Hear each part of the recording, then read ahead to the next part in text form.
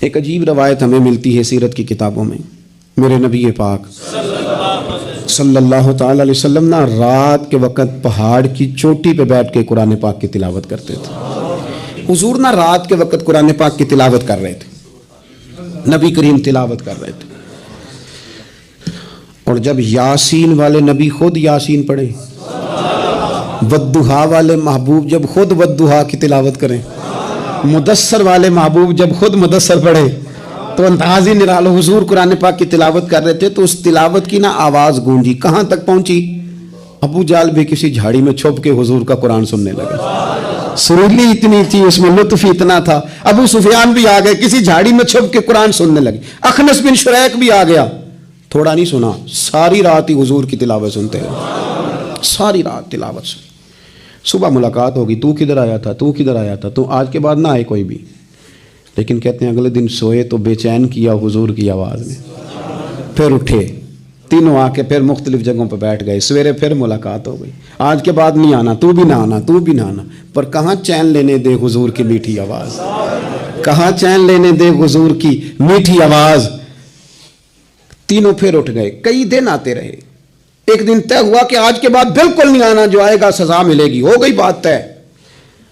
اخنس بن شریک کہتے ہیں میں سویرے ابو جہل کے گھر گیا، میں نے کہا سن، ایک دن نہیں کئی راتیں تو نے بھی سنا، میں نے بھی سنا، دل پہ ہاتھ رکھ کے بتا وہ جو پڑھتے ہیں وہ حق سچ ہے کہ نہیں، کھری بات کر، سنا تو نے بھی، سنا میں نے بھی، ساری رات سنا، بتا بات سچی ہے کہ نہیں؟ تو ابو جہل کہنے لگا ایک ایک حرف سچا ہے، ایک ایک بات سچی ہے، تو مانتا کیوں نہیں؟ پھر تو مانتا کیوں نہیں؟ تو جو ابو جہل نے جواب دیا، خدا را اس پہ غور کرنا، میری منت سمجھ کر اس بات پہ غور کرنا، او پھر تو مانتا کیوں نہیں؟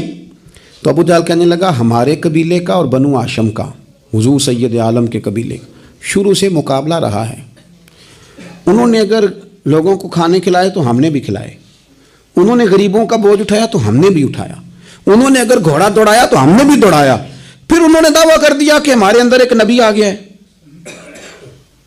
اب ہم کیسے مان جائیں اس قبیلے میں نبی آ گیا؟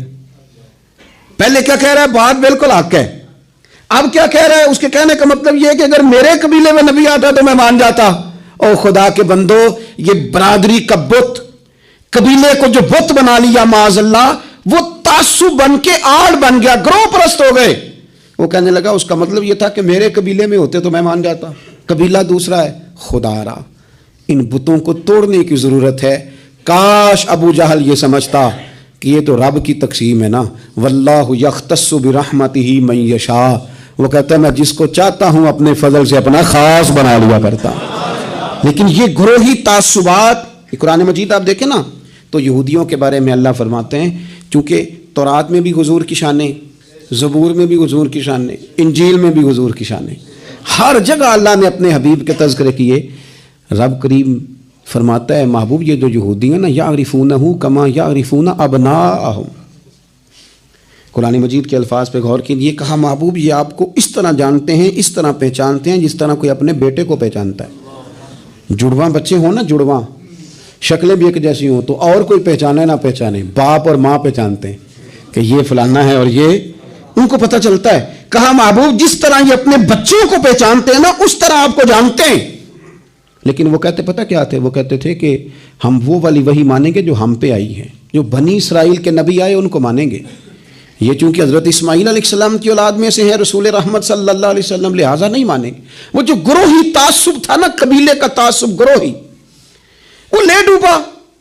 وہ تورات پڑھ کے بھی، انجیل پڑھ کے بھی، بلکہ وہ لوگوں کو کہا کرتے تھے رسول آنے والے ہیں، رسول آنے والے ہیں، رسول آنے والے ہیں، لیکن حضور آ گئے حضرت ابراہیم کی اولاد میں سے، حضرت اسماعیل کی اولاد میں سے۔ انہوں نے کہا جی وہ تو ہمارے قبیلے میں ہوتے تو ہم مانتے۔ میں نے بھی غور کرنا ہے، آپ نے بھی غور کرنا ہے۔